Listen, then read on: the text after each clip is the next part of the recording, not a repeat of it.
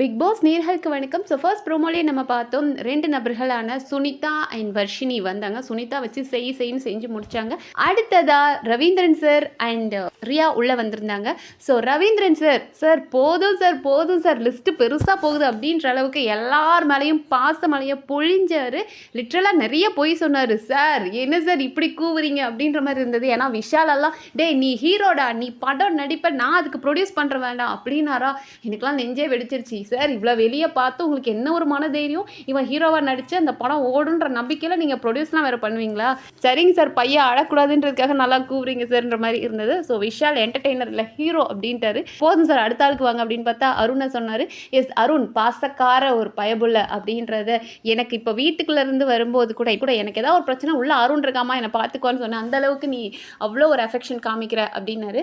அருண் பண்ணியிருக்கார் நிறைய இடங்களில். யாருக்கு ஒன்று அப்படின்னாலும் வந்திருக்காரு. அது சாட்சினாவுக்கு அவர் உடம்புலன் போது கன்ஃபெஷன் ரூம் தூக்கிட்டு போனதாகட்டும், இல்லைனா ராணுவ தூக்கிட்டு போனதாகட்டும், இல்லை அன்னைக்கு இவருக்கு விஷாலுக்கு அடிப்படும் போது அழுததாகட்டும், அப்படி யாராவது ஒருத்தருக்குன்னு போது அவர் நிற்கிறாரு. ஆனால் அவருக்கு வேண்டியவங்களாக இருந்தால் அந்த பாசம் இன்னும் ஜாஸ்தியாக தெரியுது. அவருக்கு பிடிக்காதவங்களாக இருந்தால் அது கொஞ்சம் அந்த அன்பு ஏதோ குறைங்கிற மாதிரியும், ஏதோ கேமரா கான்ஷியஸில் அவர் பண்ணுறாரா அப்படின்னு தெரியல. பட் ஸ்டில் இது வரைக்கும் அந்த பாச பறவைன்ற இடத்துல அவர் காப்பாற்றிட்டு இருக்கார். பட் நிறைய கேமரா கான்ஷியஸ் அருணுக்கு இருக்குன்றது கேம் வைஸ் பார்த்தோம் அப்படின்னா அதை இவங்க ரியா சொன்னாங்க.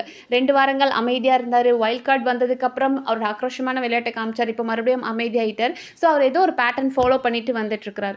பட் ரவீந்திரன் சார் நீங்கள் அவ்வளோ ஒரு பாசம், ஒரு ஹியூமானிட்டியான பர்சன் நீங்கள் அப்படின்ட்டாரு. அண்ட் அடுத்த தீபக் சார், உங்களுக்கு வயசே ஆகலை சார், அவ்வளோ ஒரு ஸ்டைலிஷாக இப்போவும் ஹீரோ மாதிரி இருக்கீங்க. ப்ரொடியூசர்ஸ் யாராவது டைரக்டர்ஸ்லாம் பார்த்தீங்க அப்படின்னா நம்ம தீபக்கை எடுங்க, என்ன ஒரு எனர்ஜி அப்படின்னாரு. எஸ் தீபக் இந்த ஏஜ்லேயும் இவ்வளோ இதாக விளையாடுறது, அவர் சொன்ன மாதிரி அந்த அருணோட ஃபோட்டோலாம் எரிச்சது, அந்த ஒரு ஃபயர் மோட்லாம் வேறு லெவலில் இருந்தது தீபக்கை பார்க்கும்போது. தீபக் எஸ் அவருக்கு கொடுக்கப்பட்ட வேலைகளை அவர் நல்லாவே பண்ணியிருக்கார். அண்ட் அடுத்த சௌந்தர்யா சார், நீங்கள் விஷாலே ஹீரோன்னு சொல்லிட்டீங்க, சவுண்டை என்ன சொல்ல போகிறீங்க அப்படின்னு பார்த்தா சௌந்தர்யாவை சொன்னார்.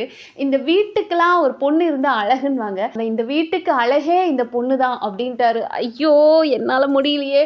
அந்த பொண்ணு வேறு சும்மா இல்லாமல் எப்போ பாரு இந்த இப்படி ஹேர் ஃப்ளிப் பண்ணிட்டு சுற்றிட்டு இருக்கும். இப்போ நீங்கள் சொன்னதுலேருந்து ஓவராக பண்ண ஆரம்பிச்சிருக்கும். ஸோ அவர் சொன்னது என்ன அப்படின்னா, ஒருத்தெல்லாம் மண்டையை கசக்கி கேம் ஆடுறான் அப்படின்னா நீ முடிய எப்படி அப்படின்ட்டு போட்டு போயிடுவா பருமா, அதாம்மா உன்னோட ஸ்பெஷல் அப்படின்னாரு. என்னமோ சார் சொல்லணுன்றதுக்காக ஏதோ சொல்கிறீங்க, இந்த பொண்ணு இன்னி முடியை கொட்டுற வரைக்கும் ஆட்டிட்டு இருக்குமேன்ற மாதிரி தான் தோணுச்சு.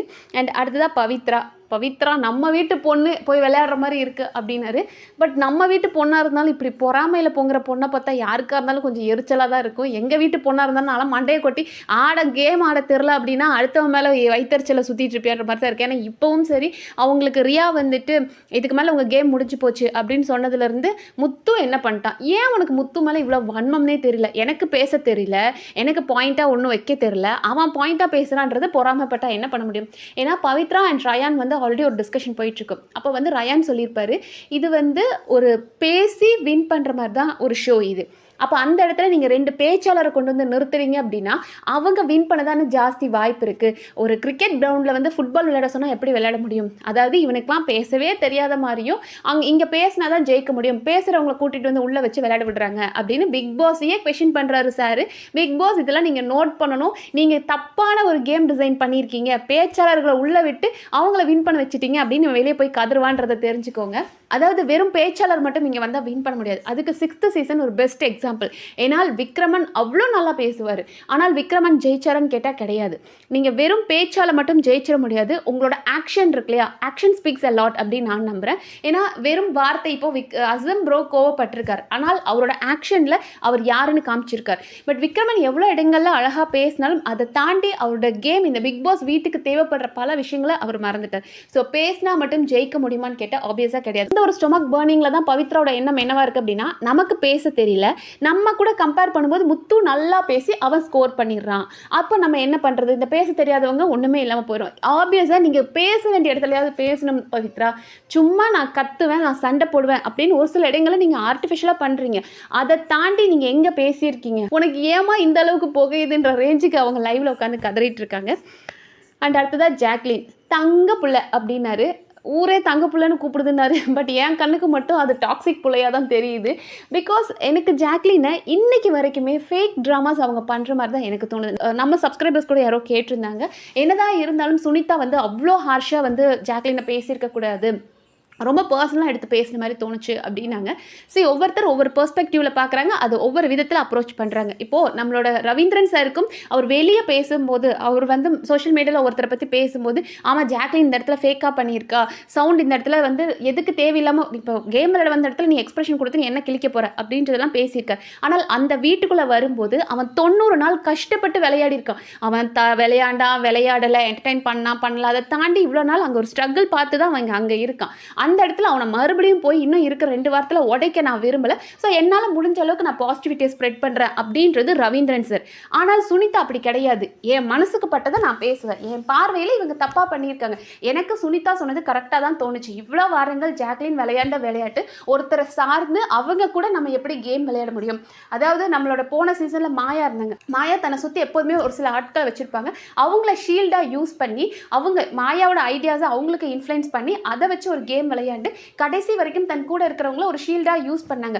அதே மாதிரி தான் ஜாக்லின் ஒரு கேம் விளையாண்டாங்க. இனிஷியலாக வந்தாங்க, சௌந்தர்யா வச்சு ஒரு கேம் ஆடி பார்த்தாங்க, அப்புறம் கோவா கேங் வச்சு ஒரு ஆட்டம் ஆடினாங்க, இப்போ வந்துட்டு முத்து, தீபக், மஞ்சரி அப்படின்னு அவங்கள வச்சு ஒரு கேம். ஸோ அவங்களோட கேமை காப்பாற்றிக்கிறதுக்கும் தன்னை நல்லவளாக காமிச்சிக்கிறதுக்கும் மற்றவங்களை வச்சு ஒரு கேம் ஆடுறாங்க ஜாக்லின். ஸோ என்னோட ஒப்பீனியனும் அதே தான். சுனிதா என்ன சொன்னாங்களோ அதைத்தான் நம்ம இதுக்கு முன்னாடியிலிருந்தும் பல வாரங்களாக சொல்லியிருக்கோம். ஜாக்லின் எப்படிப்பட்ட ஒரு ஃபேக் பிளே பண்ணிட்டு இருக்காங்க அப்படின்னு அதை சுனிதா ஓப்பனாக பேசுகிறாங்க. என்ன கேட்டால் சுனிதாவை வந்து நான் இதுக்கு முன்னாடியிலேருந்தே குக் வித் கோமாளிலேருந்தே ஃபாலோ பண்ணியிருக்கேன். அது வந்து ஒரு காமெடியான ஷோ. பட் அந்த காமெடியான ஷோவில் கூட குக் அண்ட் கோமாளிக்குள்ளே அப்பப்போ சின்ன சின்ன சண்டைகள், அதாவது விளையாட்டாக ஃபன்னாக ஏதாவது சண்டைகள் வர மாதிரி காட்டுவாங்க. அன்றைக்கும் சுனிதா அவங்க மனசில் பட்டதை ஒப்பனண்ட் கிட்ட பேசின மாதிரி தான் நான் பார்த்துருக்கேன். இன்றைக்கும் என்னை பொறுத்த வரைக்கும் சுனிதா அவங்க மனசில் பட்டது தான் பேசியிருக்காங்களே தவிர பர்சனல் அட்டாக்லாம் பண்ண மாதிரி தெரியல. அவங்களுக்கு என்னங்க வாய்க்கா தகராறு இருக்க போது இங்கே வந்து ஜாக்லினை பர்சனல் அட்டாக் பண்ணுற அளவுக்கு. பட் அவங்களோட கேம் அப்படி தான் இருக்குது. அது சுனிதாவோட விதத்தில் சொல்லியிருக்காங்க. இப்போ ரவீந்திரன் சார் சாஃப்டாக ஹேண்டில் பண்ணியிருக்கார் அப்படின்னா சுனிதா அதை கொஞ்சம் ஹார்ஷாக சொல்லியிருக்காங்க. ஸோ மேபி சுனிதா ரொம்ப சாஃப்டாக சொல்லியிருந்தா தான் இது சுனிதா கிடையாதே அப்படின்னு நான் நினச்சிருப்பேன் எனக்கு தோணுது. பட் எனக்கு சுனிதாவோட ரிவ்யூ ரொம்ப பிடிச்சிருந்தது. ஸோ கமிங் பேக் டு நம்ம தங்க பிள்ளைய பார்த்தோம் அப்படின்னா ஊரே உன்னை அப்படிதான் கூப்பிடுது, நீ ஒரு ஹிஸ்ட்ரி மேக் பண்ணிட்ட.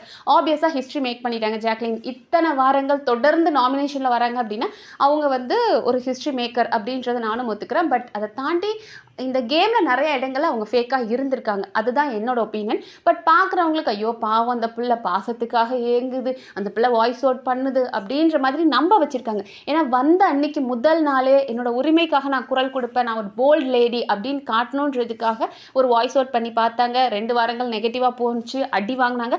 அடி வாங்கினதும் அப்படியே அன்பாக மாறிட்டாங்க. கோவா கேங் கூட சேர்ந்து ஒரு பாச வலை டாஸ்க் அப்படின்னா எப்போதுமே சீரியஸாக தான் இருக்கணுமா, நாங்கள் ஃபன்னும் பண்ணுவோம், அட் த சேம் டைம் டாஸ்க்கும் பயங்கரமாக பண்ணுவோம் அப்படின்ற ரேஞ்சுக்கு கோவா கேங் எடுத்துகிட்டு போனாங்க. ஆனால் கோவா கேங்லேயும் அடி விழுந்ததுக்கப்புறம் சரி இந்த கேங்கில் போவோம், இவனுக்கு எப்போ பாரு டாஸ்க்குன்னு பேசுவாங்க, அதுலேயும் நம்ம உள்ளே இருந்து எப்படி குட்டையை குழப்பணுமோ எல்லாம் நம்ம பண்ணலாம் அப்படின்ற மாதிரி ஜாக்லின் எனக்கு ஸ்டில் நவ் அவங்க ஃபேக்காக தான் தோன்றுறாங்க. அடுத்தது ரயானாலாம் வந்துட்டு உன் கூட நான் கேம் ஆடணும்னு நினச்சினே ராசா அப்படின்ட்டாரு. எஸ், அவருக்கு உண்மையாகவே வந்துட்டு மஞ்சரி, ரயான் இவங்க கூடலாம் கேம் விளையாடலே ஒரு வருத்தம் இருக்கு. பிகாஸ் அவங்க திங்கிங் லெவல் எல்லாமே நல்லா இருக்கும். மஞ்சரி அழகான பாயிண்ட்ஸ் வைக்க தெரியும், அவங்க தெளிவா ஒரு விஷயத்தை அனலைஸ் பண்ணி அப்சர்வ் பண்ணி பேச தெரியும். ஆனால் அதை தாண்டி தன் கூட இருக்கிற குமரன் வந்து உன் ஃப்ரெண்டாக இருக்கிற குமரனை வீழ்த்திட்டு நான் முன்னாடி வரணும் அப்படின்னு நினைச்சாங்க. அந்த இடத்துல தான் மஞ்சள் தப்பு பண்ணாங்க அப்படின்னு நான் நினைக்கிறேன். அண்ட் கமிங் பேக் குமரனை நம்ம ரவீந்திரன் சார் உள்ளே என்டர் ஆகும்போது மற்றவங்க எல்லாருக்குமே ஒரு ஃபார்முலா ஹக், ஹே ஹாய் சூப்பர் செமையாக விளையாடிட்டு இருக்க அப்படின்ற மாதிரி பேசினாலும் குமரனை மட்டும் அவரோட தலையை பிடிச்சி குமரா அப்படின்னு ஒரு பார்வை பார்த்தார்.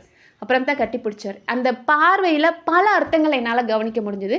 ஏன்னா நம்மளோட ரவீந்திரன் சார் வெளியே போகும்போது கடைசியாக எல்லாருக்கும் ரிவ்யூ பண்ணும்போது குமரா நல்லா பண்ணிட்டு இருக்க, கண்டிப்பாக டைட்டில் வின்னருக்கு தகுதியானவ, அதை பண்ணு அப்படின்னார். அன்னைக்கு நான் உங்ககிட்ட ஒரு வார்த்தையாக சொல்லிட்டு போனேன், அதை நீ இன்னைக்கு வாழ்க்கையாக வாழ்ந்து நிற்கிற, நீ டைட்டில் அடிக்க போகிற, நான் சொன்ன வார்த்தையை நீ காப்பாற்றிட்ட அப்படின்ற ரேஞ்சுக்கு நம்ம ரவீந்திரன் சார் பெருமையாக முத்துக்குமரனை பார்த்து குமரா அப்படின்னு சொல்லிட்டு அந்த ஒரு மொமெண்ட் வந்திருக்கு. அந்த பாண்ட் பார்க்கும்போது அவ்வளோ சூப்பராக இருந்தது. அது குமரனுக்கு புரிஞ்சுதான்னு தெரியல. பட் அவர் அந்த பெருமையோட குமரனை அணுகின விதம் ரொம்ப நல்லா இருக்கு. அண்ட் அடுத்ததா இந்த மொழி தான் உனக்கு பலம்னு நினைக்கிறேன், ஆனால் அந்த மொழிக்கே நீ பலம் அப்படின்ற ஒரு பெரிய வார்த்தையை சொன்னார். இதை விடவா ட்ராஃபி பெருசுன்னு எனக்கு தெரியல.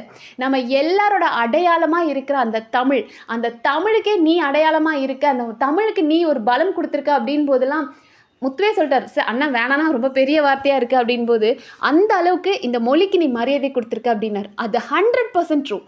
இந்த வீட்டில் நுனி நாக்கில் இங்கிலீஷ் பேசுகிறவங்க தான் நம்ம இவ்வளோ நாள் பார்த்துருக்கோம். எல்லாரும் வந்துட்டு ஹே வாட்ஸ் அ மேன் அப்படின்ற ரேஞ்சுக்கு பார்த்துருக்கோம்.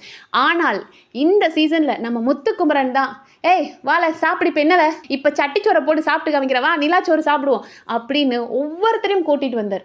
நம்ம தீபக்லாம் நமக்கு தெரியும் எந்த அளவுக்கு ஸ்டைலிஷாக இங்கிலீஷ் பேசுகிற ஒரு பர்சன் அப்படின்னு. ஆனால் அவரே ஏய் வாழை சாப்பிடவா, என்ன பண்ணிக்கிட்டு இருக்கீங்க எல்லாரும், சாப்பிடாம என்ன பண்ணிக்கிட்டு இருக்கீங்க, இந்த சாப்பிடாம என்ன பண்ணிட்டு இருக்கீங்க அப்படின்னு நான் தீபக் பேசுகிறத பற்றி ஆச்சரியப்பட்டேன். அவர் அவ்வளோ இங்கிலீஷ் பேசுகிற ஒரு பர்சன் முத்து கூட பேசி பேசி பேசி முத்துவோட தமிழ் அழகாக வந்துருச்சு. நம்ம முத்துவுக்கு ஒரு அழகான மதுரை தமிழ் இருக்குது. அந்த தமிழ் அப்படியே ஒவ்வொருத்தரும் கேரி ஃபார்வர்ட் பண்ண ஆரம்பிச்சிட்டாங்க. அது தீபக் ஆகட்டும், அருண் ஆகட்டும், இவங்க எல்லாருமே சரி முத்துக்குமரன் கூட பேசும்போது அவரோட அந்த ஒரு ஸ்லாங்கே எல்லாரும் எடுத்து பேசுவாங்க. நம்ம அருண்லாம் அந்த தமிழ் அழகாக வந்துட்டு பேசிட்டு ஃபன் பண்ணிட்டு நம்ம ஊர் பையன்ப்பா, நம்மளோட மண் வாசத்தை நீ தான்ப்பா காப்பாற்றின அப்படின்னு அருண் சொல்லியிருக்கார். ஸோ அந்த அளவுக்கு இங்கிலீஷ் பேசினாதான் கெத்து மரியாதை அப்படின்னு இல்லாமல் தமிழும் நமக்கு வந்து ஒரு அடையாளம், என்ன வளர வச்ச மொழிக்காக நான் பண்ணுறேன் அப்படின்னு முத்துக்குமரன் ஒரு அடையாளம் கொடுத்தார் இல்லையா, ரொம்ப நல்லா இருந்தது. இந்த மொழிக்கு நீ ஒரு பெரிய மரியாதை சேர்த்துருக்க அப்படின்னாங்க. இன்னைக்கு ஒருத்தனுங்க உங்களை பார்த்து பயப்படுறாங்க. முத்துவோ மஞ்சரியோ ஒரு தமிழ் பேச்சாளர்கள், அந்த பேச்சை வச்சு அவங்க வந்துடுறாங்களே, நம்மளால பேச முடியலையே, அவங்களுக்கு அழகா தமிழ் பேச தெரியுதுன்னு அவங்களுக்கு ஒரு வரவேற்பு கிடையாது அப்படின்னு பயப்படுறாங்க. அது தமிழ் பேசுறதுனால மட்டும் இல்லை, அவங்களோட சிந்தனைகளால் அதை விதைக்கிறாங்க. அண்ட் அவங்களோட வார்த்தைகள், தமிழ் வார்த்தைகள் அவ்வளோ அழகாக இருக்குது. ஸோ நம்ம யோசிச்சு பார்த்துருக்க மாட்டோம். பிக் பாஸ் வீடு அப்படின்னா அது ஒரு லக்ஸரியான வீடு, அது ஒரு பெரிய செலிபிரிட்டி வீடு. அப்படி பார்த்த இடத்துல வா சட்டிச்சோறு சாப்பிடலாம், சாப்பாடு இல்லையா வா சட்டிச்சோறு சாப்பிடலாம், கஞ்சை குடிப்போம், இருக்கிறத வச்சு மேனேஜ் பண்ணுவோம், வாடா பார்த்துக்கலாம், அடித்து நொறுக்கும் அப்படின்னு ஒவ்வொருத்தருக்கும் அவரோட மொழி அடையாளத்தையும் அந்த மொழியோட சிறப்பையும் இந்த தமிழ் அடையாளங்கள் பல இடத்துல அவர் பதிச்சிருக்கார். அது அவர் பண்ண நாடகங்களாக ஏதோ ஒரு இடத்துல அந்த தமிழோட பெருமையை கொண்டு இருக்கார். ஸோ இந்த தமிழை படிக்கணும், இந்த தமிழ் கற்று நம்மளாலையும் மேலே வர முடியும் அப்படின்னு நீ காமிச்சிருக்க, நீ ஒரு இன்ஸ்பிரேஷனாக இருக்க அப்படின்னு கூட அந்த இடத்துல வர்ஷினி சொன்னாங்க. எஸ், தமிழ் கற்றவனும் அவனுக்கு ஒரு பேச்சு திறமை இருந்தது அப்படின்னா இந்த இடத்துல வந்து நிற்க முடியுன்றதுக்கு முத்து ஒரு பெஸ்ட் எக்ஸாம்பிளாக இருக்காரு. அண்ட் இந்த மொழி கற்றுக்கிட்ட வரணும், ஒருத்தன் உச்ச நட்சத்திரமாக ஆக முடியும், நான் வந்துட்டு மாடர்னாக இங்கிலீஷ் பேசுவேன், ஸ்டைலிஷாக இருப்பேன் அப்படின்றத தாண்டி என்னோட திறமை இருக்கு, என் தமிழ் அழகான தமிழை வச்சு கூட என்னால் முன்னாடி வர முடியும், நீ தான் காட்டியிருக்க. ஸோ அவன் வெறும் வாய்ப்பேச்சு மண்டையை கழுவுறான் அப்படின்னா கூட அதை எல்லாத்தையும் தாண்டி உன் திறமையால் நீ இந்த இடத்துல நின்று இருக்க. அண்ட் நான் உன்னை பார்த்து வியந்த விஷயம் அப்படின்னு ரவீந்திரன் சார் என்ன சொல்கிறாருன்னா, மனுஷன் அப்படின் போது நிலை மாற்றம் தடுமாற்றம் எல்லாம் வரும், ஆனால் அது எல்லாத்தையும் நீ கடந்து அடுத்தடுத்த நிகழ்வு அப்படின்னு நீ போகிற இல்லையா, அதுதான் உன்னோட சிறப்பு. விட்றாத குமரா அப்படின்னார். அந்த விட்றாத குமரா அப்படின்றது எவ்வளோ ஒரு பாசிட்டிவ் அவருக்கு இருந்தது அப்படின்றது எனக்கு புரியல. பட் ஒரு மாதிரி கூஸ் பம்ஸ் இருந்தது. குமரா, நீ எந்த ஒரு இடத்துல நீ வந்து பயப்படுற விழுகிற அதெல்லாம் இல்லை, உனக்கான பாதை, நீ ட்ராஃபியை நோக்கி போய்கிட்டே இரு, எந்த இடத்துலையும் உன் மேலே செல்ஃப் டவுட் உனக்கு வரவே வேண்டாம், நீ தான் அதனால் அந்த கான்ஃபிடென்ஸோட மறுபடியும் ஓடுறா குமரா அப்படின்ற மாதிரி நம்ம ரவீந்திரன் சார் அவருக்கு கொடுத்தது எனக்கு ரொம்ப பிடிச்சிருந்தது. ஏன்னா மற்றவங்க எல்லாருமே பாசிட்டிவாக தான் சொன்னார், அவர் யாரையுமே நெகட்டிவாக சொல்லலை. ஆனால் குமரனை மற்றவங்க எல்லாரையும் சொல்லும்போது நீங்கள் நல்லா பண்ணுறீங்க, நீங்கள் சூப்பராக பண்ணுறீங்க அப்படின்னார். ஆனால் குமரனை சொல்லும்போது மட்டும் உன் பாதை, உன் பயணம், உன் வெற்றி இலக்கை நோக்கி ஓடிட்டுருக்க, எங்கேயுமே உனக்கு செல்ஃப் டவுட் வேண்டாம், நீ தான் ஜெயிக்க போகிற, ஸோ ஓடுறாத் குமரா அப்படின்ற மாதிரி ரவீந்திரன் சார் சொன்னது அவருக்கு புரிஞ்சிருக்கும். முத்துக்கு டெஃபினட்டாக அண்ணன் விடமாட்டேண்ணே, கண்டிப்பாக ஓடுவேன் அப்படின்னார். நல்லா இருந்தது பார்க்க. ஸோ எனக்கு அந்த ஒரு ரொம்ப பெரிய வார்த்தையாக தெரிஞ்சுது. அந்த மொழிக்கே நீ பலம் அப்படின்னு சொல்லும்போது அது ஒரு மாதிரி பயங்கர டச்சிங்காக இருந்தது. ஸோ இந்த பிக் பாஸ் வீடு அப்படின்றது ரொம்ப ஸ்டைலிஷாக லக்ஸரியாக இருக்கவங்களுக்கு மட்டும் கிடையாது, அழகான தமிழுக்கும் அடையாளம் கிடைக்கும் அப்படின்றத முத்துக்குமரன் ப்ரூவ் பண்ணியிருக்கார். ஸோ ரொம்ப பெருமையாக சந்தோஷமாக நம்ம தமிழ் பையன் உள்ளே இருக்கான், மண்ணின் மைந்தன் உள்ளே இருக்கான் அப்படின்றது ரொம்ப சந்தோஷமாக இருக்குது. ஸோ பார்ப்போம் இன்னும் ரவீந்திரன் சார், ரியா இவங்கெல்லாம் என்னென்ன ஹிண்ட்ஸ் கொடுக்குறாங்க நம்ம முத்துக்கு, என்னென்ன இன்ட்ரெஸ்டிங்காக நடக்குதுன்றதை நம்ம அடுத்தடுத்த வீடியோவில் பார்க்கலாம். நன்றி.